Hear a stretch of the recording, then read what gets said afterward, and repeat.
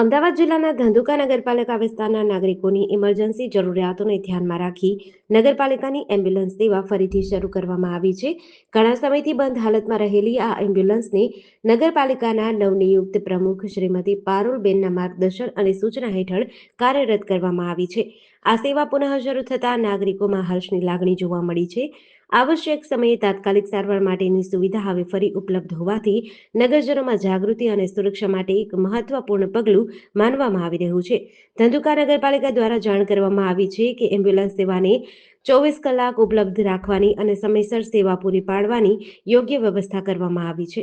પારુલબેન આદેસરા, ધંધુકા નગરપાલિકા પ્રમુખ. ધંધુકા નગરપાલિકા વિસ્તારના નાગરિકોને જરૂરિયાતને ધ્યાનમાં રાખી ધંધુકાના નગરપાલિકાની એમ્બ્યુલન્સ સેવા હવે ફરીથી સંપૂર્ણ રીતે શરૂ કરવામાં આવી છે. ધંધુકા નગરપાલિકા દ્વારા જાણ કરવામાં આવે છે કે એમ્બ્યુલન્સ સેવાને 24 કલાક શરૂ રાખવાની અને સમયસર સેવા પૂરી પાડવાની યોગ્ય વ્યવસ્થા કરવામાં આવી છે. જેડીસી ન્યૂઝ સાથે સીકે બારડ, ધંધુકા.